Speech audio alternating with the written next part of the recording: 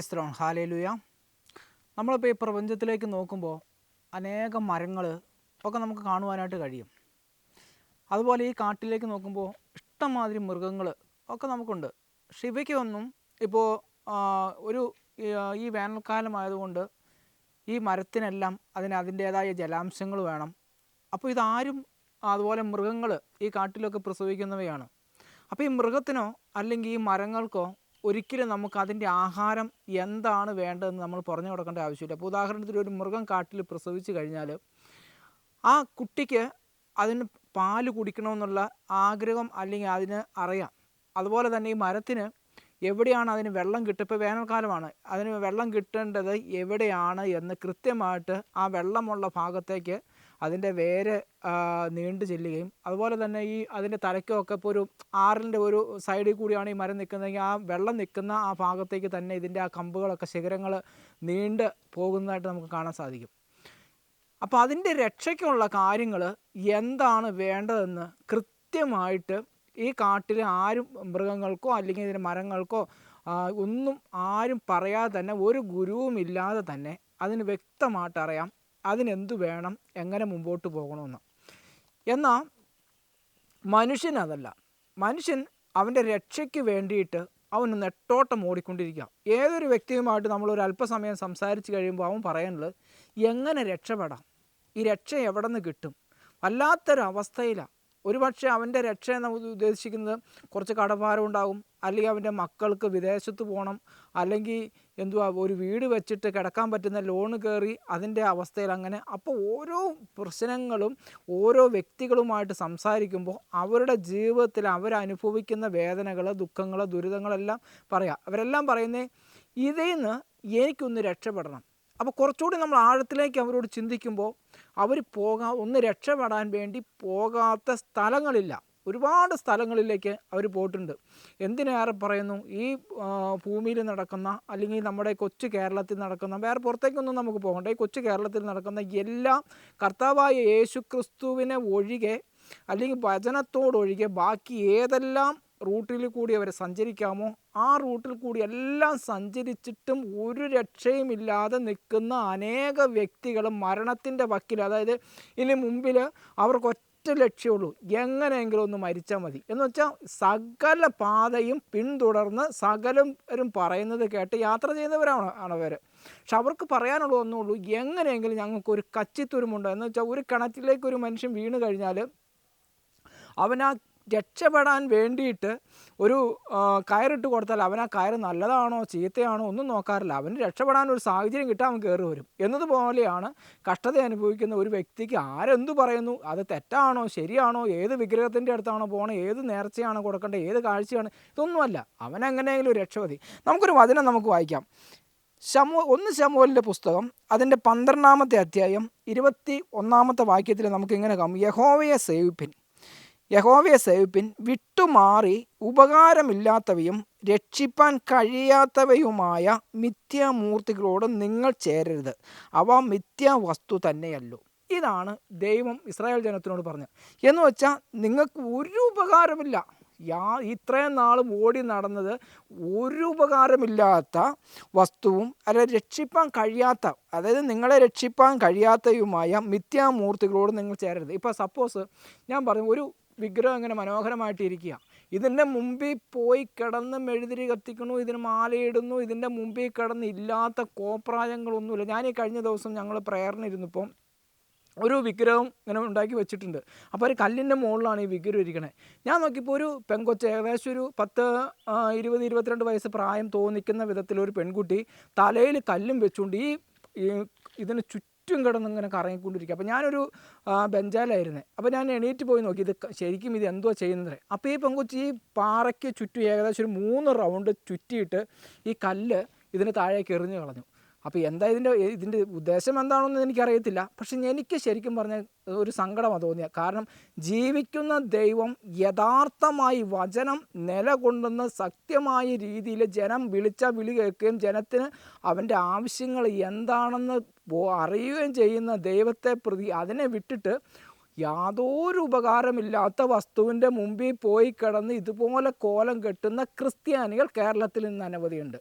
കാരണം അവർ പേര് കേട്ട ഞങ്ങൾ ക്രിസ്ത്യാനി ഞങ്ങൾ പാരമ്പര്യത്തിലുള്ള പക്ഷെ പറയുമെങ്കിലും എന്തുകൊണ്ട് അവരുടെ ജീവിതത്തിലെ കഷ്ടത മാറുന്നില്ല, അവരുടെ വേദന മാറുന്നില്ല? ഇതാണ് നമ്മൾ നോക്കേണ്ടത്. അതാണ് യഹോവ പറയുകയാണ്, യഹോവയെ വിട്ടുമാറി ഉപകാരമില്ലാത്തവയും രക്ഷിപ്പാൻ കഴിയത്തില്ല. അപ്പോൾ വ്യക്തമായിട്ട് വചനം പറയാം, നിങ്ങൾ അത്യുന്നതനായ ദൈവത്തിലല്ലാതെ നിങ്ങൾക്ക് രക്ഷയില്ല.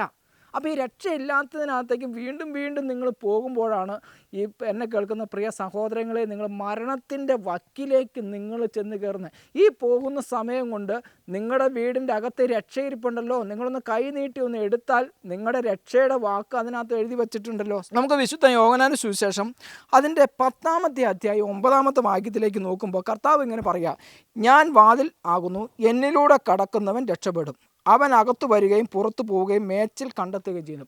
അപ്പോൾ നിങ്ങൾക്ക് വേണ്ടിയിട്ട്, അല്ലെങ്കിൽ ഈ രക്ഷ അന്വേഷിച്ച് നടക്കുന്ന വ്യക്തികൾക്ക് വേണ്ടിയിട്ട് കർത്താവ് പറയുക, ഞാൻ വാതിലാകുന്നു, എന്നിലൂടെ കടക്കുന്നവൻ രക്ഷപ്പെടും. അപ്പോൾ ഏതൊരു വ്യക്തിയാണോ വചനം കേൾക്കുന്നത് ആ വ്യക്തി വ്യക്തമായിട്ട് ക്രിസ്തുവിൻ്റെ അകത്തേക്ക് കയറി ചെല്ലുക. വചനത്തിൻ്റെ അകത്തേക്ക് കയറി ചെല്ലുമ്പോൾ വചനം പറയുക, ഞാൻ അകത്തു വരും. അപ്പോൾ വചനം കേൾക്കാതെ നിൻ്റെ അകത്തേക്ക് എങ്ങനെ യേശു ക്രിസ്തു വരും? നിനക്ക് എങ്ങനെ വിടുതൽ തരും? ഇതുവരെ നീ യാതൊരു ഉപകാരമില്ലാത്തതിൻ്റെ പുറകെ നടന്നാൽ ഇതാ ദൈവം നിന്നോട് പറയുക, ഞാൻ ആ വാതിൽ, എന്നിലൂടെ അകത്തു വരാതെ ഒരുവൻ പോലും രക്ഷയില്ല. നിൻ്റെ മുമ്പിൽ വ്യക്തമായിട്ടൊരു വാതിൽ തുറന്നു വെച്ചിട്ടുണ്ട്, മനോഹരമായ വാതിലാണ്. ആ വാതിലിലേക്ക് നീ ഒന്ന് കടന്നു ചെന്നാൽ കർത്താവ് പറയും, ഞാൻ നിൻ്റെ അകത്ത് ഞാൻ വരികയും ചെയ്യും, നിന്നെ മനോഹരമായ പുറത്ത് നിന്നെ മേച്ചിൽ സ്ഥലത്ത് നിന്നെ കൊണ്ടുപോവുകയും ചെയ്യും. ഇത് എത്ര പേർക്കിന്ന് അനുഭവത്തിലുണ്ടാകാൻ പറ്റും? അല്ലെങ്കിൽ എത്ര പേർക്ക് ഇങ്ങനെ രക്ഷിക്കുന്ന ഒരു ദൈവമുണ്ടെന്ന് പറയാൻ പറ്റും? ഇന്ന് അധികാരികളെല്ലാം നോക്കിയാലും ഈ രക്ഷിക്കുന്ന വാതിൽ പറയുന്നതിന് പകരം അടഞ്ഞ വാതിലുകൾ നിങ്ങൾക്ക് പറഞ്ഞു തരും. യഥാർത്ഥത്തിൽ അതല്ല ചെയ്യുന്നത്. അടഞ്ഞ വാതിൽ എന്തുവാ? നേർച്ച കാഴ്ചകളും വഴിപാടുകളും. ഇതൊന്നും തുറക്കാൻ പറ്റാത്ത വാതിലാണ്. ആര് തുറക്കുന്നു തരും? യേശു ക്രിസ്തുവിൽ കൂടി അല്ലാതെ ഒരുവന് ഈ വാതിൽ തുറക്കത്തില്ല. അപ്പോൾ അടഞ്ഞ വാതിൽ വ്യക്തമായിട്ട് കാണിച്ചു തരികയും ഈ അടഞ്ഞ വാതിലിൻ്റെ മുമ്പിൽ പോയി നിന്നിട്ട് ഈ തട്ടോട് തട്ട അതെങ്ങനെ തുറക്കാൻ പറ്റും? കർത്താവ് പറയുന്നത്, ഞാൻ ആ വാതിലെന്ന് പറയുമ്പോൾ ഈ യേശു ക്രിസ്തുവിൽ കൂടി അല്ലാതെ എങ്ങനെ രക്ഷ കിട്ടും? അതാണ് വചനം ഇവിടെ പറയുന്നത്.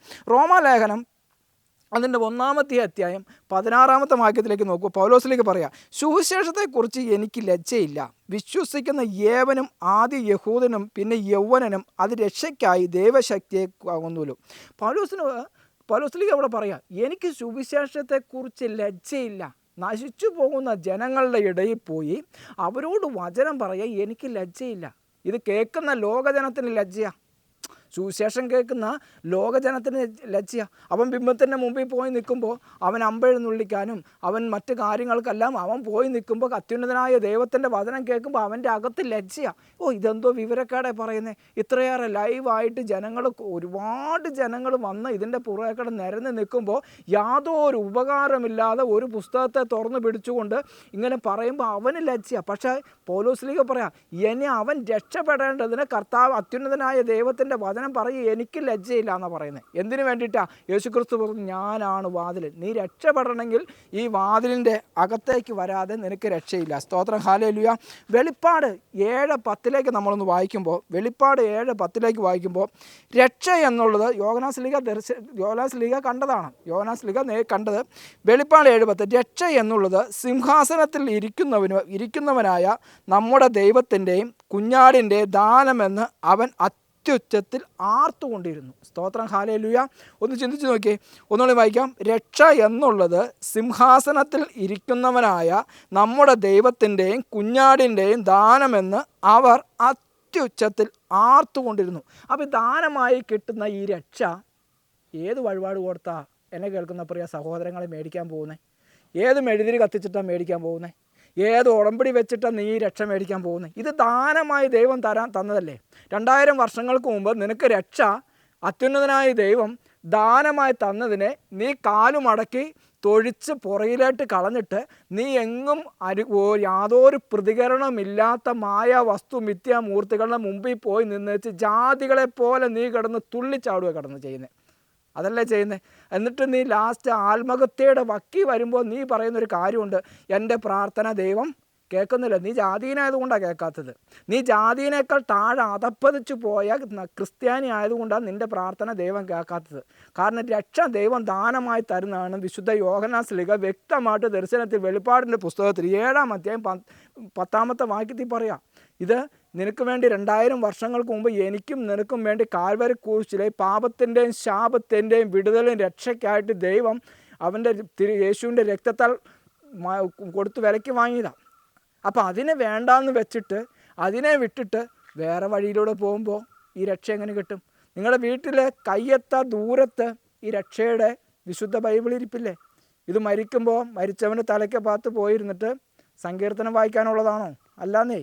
ഇതെടുത്ത് അത്യുന്നതനായ ദൈവത്തെ അതിലൂടെ കാണാൻ ശ്രമിക്കുക. വചനവേദിയിലേക്ക് കടന്നു വന്നിട്ട് ആ ദൈവത്തിൻ്റെ രക്ഷാകര പദ്ധതിയെ കുറിച്ച് ഒന്ന് അറിയാൻ ശ്രമിക്കുക. അപ്പോൾ നീ അറിയാത്ത, നീ ഇതുവരെ സ്വപ്നം കാണാത്ത, നീ ചിന്തിക്കാത്ത ദൈവത്തിൻ്റെ ആത്മാവ് നിന്നെ വഴി നടത്തുകയും രക്ഷയുടെ പാതയിലേക്ക് നിന്നെ നടത്തുകയും ചെയ്യും. സ്തോത്രം. ഹല്ലേലൂയ. ഈ ക്ലാസ് കേട്ട എല്ലാവരെയും ദൈവം സമർത്ഥമായി അനുഗ്രഹിക്കട്ടെ. God bless you.